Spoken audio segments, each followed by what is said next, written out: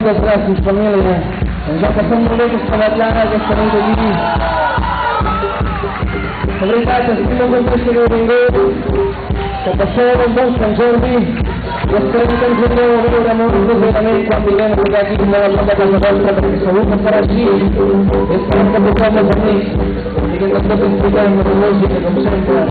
Una abraçada molt gran. Gràcies, família. Ens veurem molt feliços.